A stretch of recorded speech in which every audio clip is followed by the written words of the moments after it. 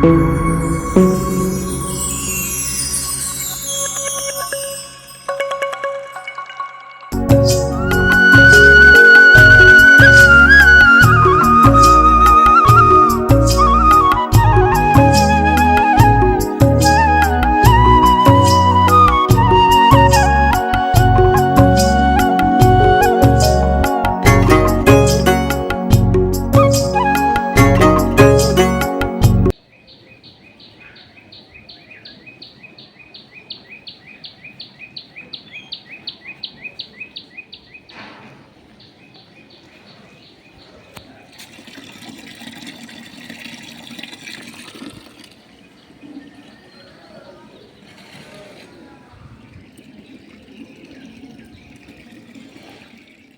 Friends, good morning. কেমন আছো তোমরা? আশা করি খুব ভালো আছো। তো দেখো, আরেকটা ব্লগ নিয়ে তোমাদের কাছে চলে আসলাম। তো এখন তো আর আগের মতো কন্টিনিউ করতে পারছি না, একদিন পর একদিন, তবুও চেষ্টা করছি যখন যেটা সম্ভব হয়, মানে তুলে রাখছি। তো এই দেখো, এই যে বেড কভারগুলো একটু কেচে দিলাম। যতই মানে অসহজ গায়ে কাচাকাচি করতে নেই, তবুও তো একভাবে যেহেতু আমাদের শোয়ার অভ্যাস নেই, ওই জন্য কাচাকাচি করতেই হয়। তো যেগুলো কাচ্ছি সেগুলো না ভাঁজ করে রেখে দিচ্ছি। যখন অসহজ উঠে যাবে, একদম শান্তির জল দিয়ে ছিটিয়ে দিয়ে তো সেটা শুদ্ধ হয়ে নেব। তো যাই হোক, চলো ওপরের কাজটা সেরে সোজা চলে এসেছি আমি ব্রাশ করতে। তো রোজ দিনের মতো গাছগুলোতে একটু জল দিয়ে দিলাম, তোমরা দেখলে। তারপরে স্নান দান করে একদম শাড়ি পরে এবার শাশুড়ি মার ঘরে চলে যাব। ওই যে শাশুড়ি মা যেখানে থাকতো, তোমাদের তো আগের ব্লগেই বলেছি, ওখানেই সব কিছু হচ্ছে, হবিষ্য হচ্ছে। আর হবিষ্যটা কি করছি বলো তো, জানি না তোমরা কে কীভাবে নেবে। আবার যাই হোক, চলো, এখানে হবিষ্য সরাটা পোড়ানো হচ্ছে।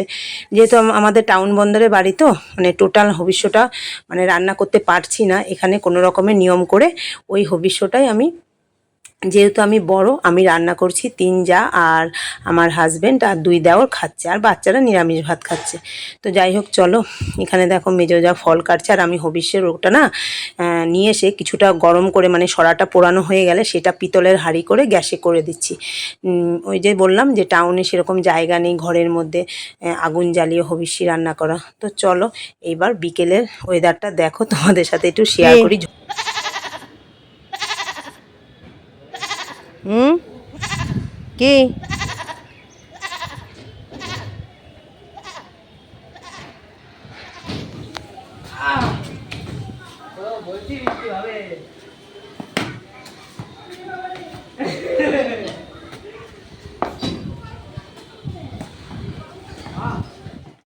ওইদিকে তো দেখলে, এদিকে ওয়েদার, আর এদিকে নিচে 2 ভাই খেলা করছে।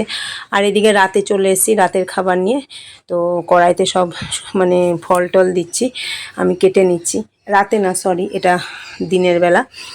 ফল টল কেটে সাবু টাবু মেখে খাওয়া হবে। তো যাই হোক, চলো, আর তোমাদের একটা গুড নিউজই, আজকে ছেলের রেজাল্ট বেরিয়েছে। মোটামুটি যাই হোক 70% করেছে, তো আরেকটু ভালো হলে ভালো হতো।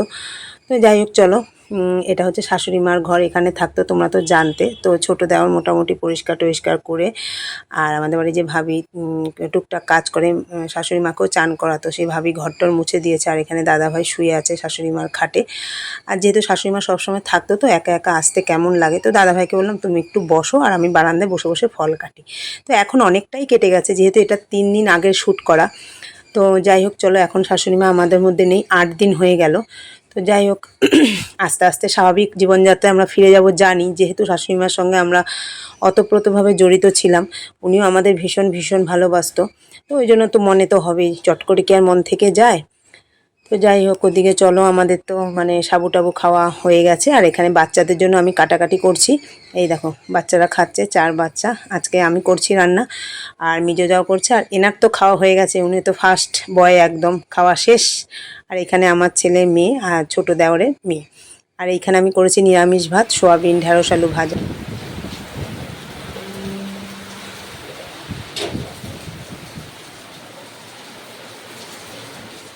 তো তোমরা তো দেখলে বিকেলের ওয়েদারটার প্রচুর বৃষ্টি হচ্ছিল, আশা করি সব জায়গায় হয়েছে, সবাই একটু ঠান্ডা হয়েছে, এত গরম দিচ্ছিল।